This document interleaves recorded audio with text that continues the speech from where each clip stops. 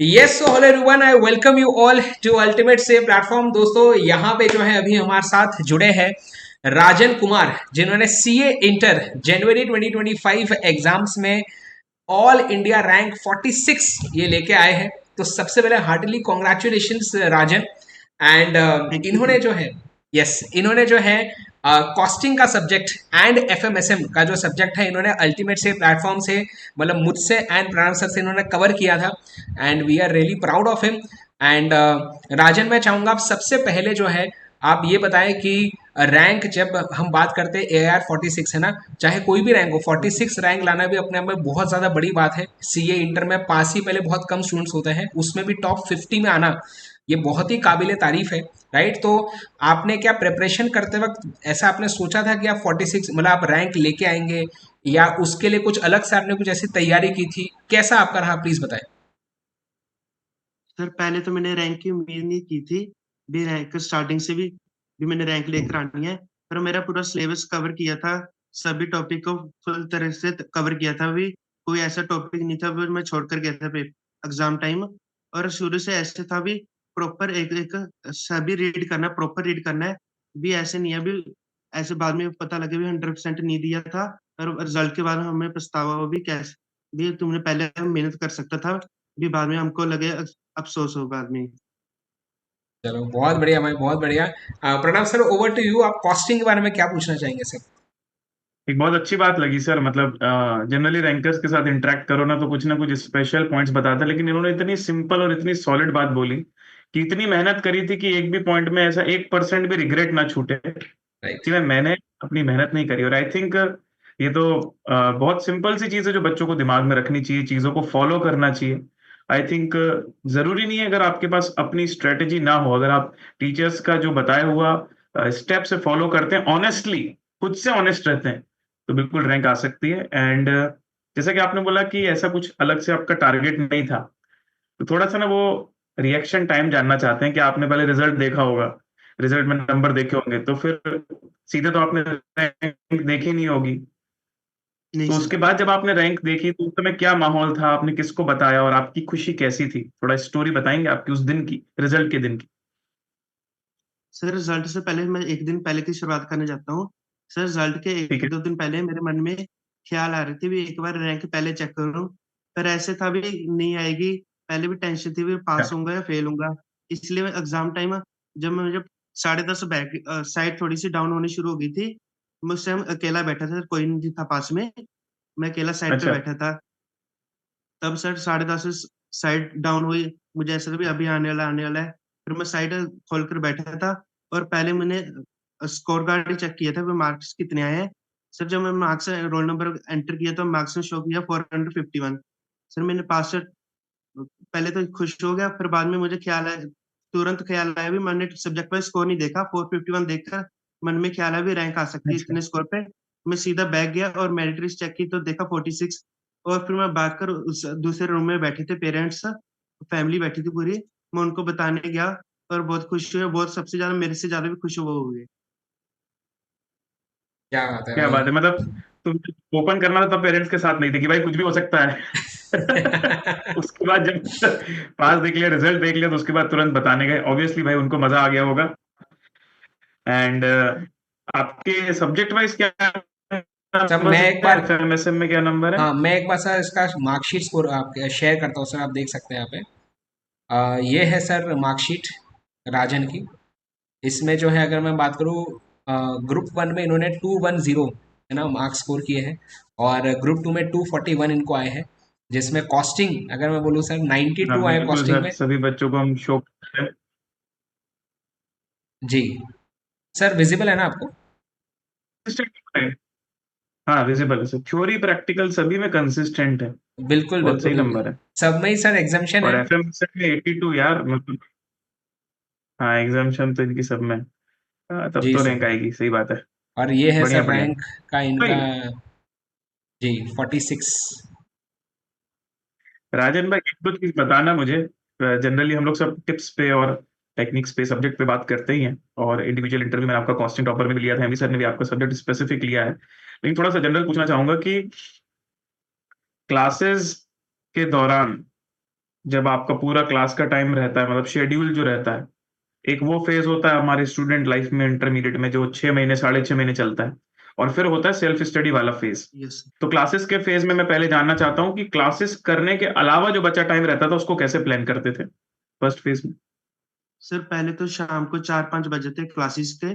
उसके बाद फिर मैं थोड़ा ब्रेक लेकर, आधे घंटे का ब्रेक लेकर, जो भी पहले क्लासेस का था वो उसको रिवाइज करता था। जो भी क्लास ओके। में पढ़ाया नया कंसेप्ट, अगर कोई क्वेश्चन सॉल्व करने को मिला वो क्वेश्चन सॉल्व करता था। और ऐसे ही टेस्ट होता था, टेस्ट की तैयारी और टेस्ट देता था, ऐसे ही चलता था exam time, preparation time, study.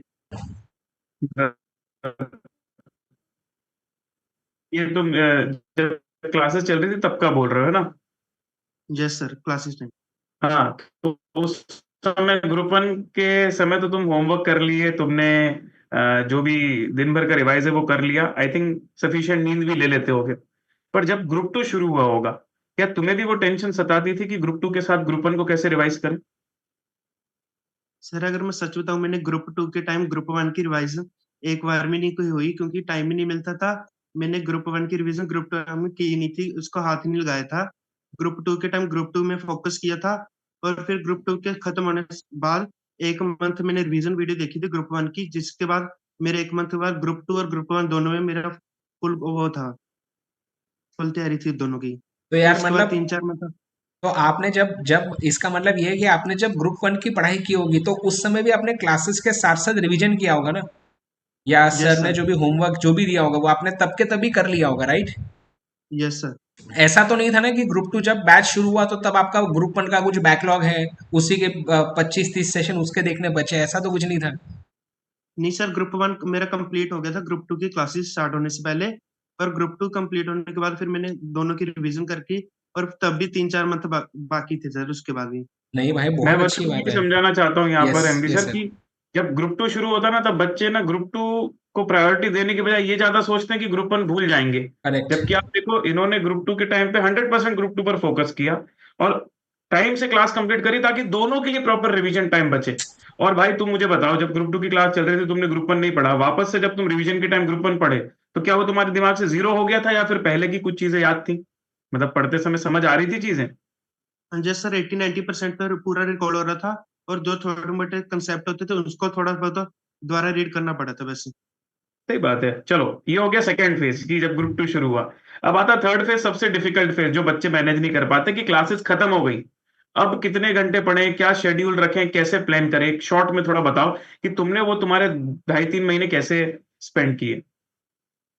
Sir, मेरा फिक्स शेड्यूल था। पहले तो सर मैं गूगल शीट होती है ना, उसमें डेली सब्जेक्ट वाइज कॉलम बना रखे थे। और डेली टारगेट लिखता था भी, इसका ये पीवाई को सॉल्व करना है, आरटीपी करनी है, रिवीजन वीडियो देखनी है, या कोई टेस्ट है, टेस्ट सभी लिख कर रखता था। और डे एंड होने के बाद उसको रेस कर कर नेक्स्ट डे का लिख के रख देता था। जो भी अच्छा। होता था, टेस्ट होता टेस्ट देता था, तो सर सुबह से लेकर शाम तक वो कंप्लीट करके ही सोना था। अच्छा, मतलब प्लानिंग के साथ चलते थे पूरा प्रॉपर, और नींद करते थे कंप्लीट 6-7 घंटे की? या सर, 7 से 8। क्या 7 से 8? यार, ठीक है। बहुत ठीक है भाई, बढ़िया तभी है। तो रिकॉल, तभी तो चीजें रिकॉल है तुम्हें। सही जी। बात है। एमबी सर, और कोई क्वेश्चन आप करना चाहेंगे? यस। सो राजन, मैं चाहूंगा अभी आपने स्पेसिफिकली सबसे पहले आप बताइए कि कॉस्टिंग का आपका कैसा एक्सपीरियंस रहा प्रणव सर के साथ, एंड 92 आपने स्कोर किए हैं, ठीक है ना? 90 वैसे तो, अब अगर मैं प्रणव सर की बात करूं, ठीक है ना, अब उनके लिए ऐसा 90+ तो ऐसा हो गया कि अरे, अब तो क्या है, उनके इतने सारे स्टूडेंट्स हैं जिन्होंने 90+ स्कोर किए हैं, ठीक है ना, लेकिन स्टिल नहीं है। अगर मैं स्टूडेंट पर्सपेक्टिव से देखूं तो 92 स्कोर करना बहुत बड़ी बात है, ठीक है ना? मतलब मैं भी एग्जाम देता तो शायद मेरे भी 92 नहीं आते। तो आप बताइए कि प्रणव सर की टीचिंग आपको कैसे हेल्प की, एंड 92 मार्क्स आपने स्कोर किए, क्या ये भी आपने इसमें सोचा था ऐसा कि यार इसमें तो मैं 90+ ला ही लूंगा कॉस्टिंग में? बताइए। सर, पहले तो क्लासेस लेने से पहले मुझे कोचिंग का कुछ पता ही नहीं था, क्योंकि नया सब्जेक्ट था। और बाद में सर की क्लासेस, जब लाइव क्लासेस स्टार्ट की, तो धीरे धीरे सब समझ में आने लगा, क्योंकि टेस्ट भी होते थे साथ साथ। उससे मेरा राइट। कॉन्फिडेंस भी बूस्ट हुआ, क्योंकि जब सिलेबस कंप्लीट होता था चैप्टर, उसके बाद टेस्ट होता था। उससे मेरा चैप्टर में कॉन्फिडेंस भी बूस्ट होता था, और सिलेबस भी साथ साथ कंप्लीट हो गया। उसके बाद सर की वाईटी पे रिवीजन वीडियो है, सर ने पीवाई को सेशन लिए थे, आरटीपी क्वेश्चन थे, उसकी पीडीएफ थी, वो सॉल्व की है। और जो इम्पोर्टेंट क्वेश्चन थे उसको मार्क किया, जो एग्जाम टाइम में हेल्प की थी। और सर की एक सबसे ज्यादा मेरी हेल्प थी, एक क्वेश्चन भी उसमें पॉइंट आया था सर की, एक वाइटी शॉर्ट में कैप्सूल रिवीजन के नाम की एक 10-15 वीडियोस है। उससे हाँ मुझे उससे सबसे ज्यादा हेल्प हुई मेरे को, क्योंकि एक मेरा टॉपिक मिस हो गया था रिवीजन टाइम 1.5 डेज से। एग्जाम टाइम से आधे घंटे पहले मैंने वीडियो देखी थी सभी की सभी, उसमें एक अभी जान नहीं है कौन सा था टॉपिक, पर उसमें एग्जाम में भी आया था, वो सबसे ज्यादा हेल्प की मुझे। चलो यार क्या बात है। तो बच्चों मैं आपको बता दूं, एक शॉर्ट्स की मैंने प्लेलिस्ट रिकॉर्ड करके रखी हुई है 2 साल पहले से। राइट। और बच्चों को मैं बोलता हूँ सेंटर में पहुंचने से पहले ऑन द ट्रैवल या सेंटर पहुंचने के बाद जब हमारे पास फ्री टाइम होता है, सिर्फ आप उसको स्क्रॉल करके देख लो 20 शॉर्ट्स। तो कुछ ऐसे पॉइंट्स है जिसमें बच्चे चांसेस है कंफ्यूज होने के, वो नहीं होंगे क्योंकि जस्ट आधे घंटे पहले देखा होगा। तो ग्रेट यार राजन भाई, मुझे यहाँ पर तुम्हारा डिसिप्लिन भी नजर आ रहा है कि तुमने एक एक चीज, टेस्ट हो चाहे रिवीजन वीडियो हो चाहे पीवाईक्यू आरटीपी हो, हर चीज तुमने करी। और इनफैक्ट मतलब जनरली जो रैंकर बच्चे होते हैं ना, वो लास्ट की वाली टिप्स जो होती हैं शॉर्ट्स और ये सब देखने वाला नहीं करते, but you are an exception.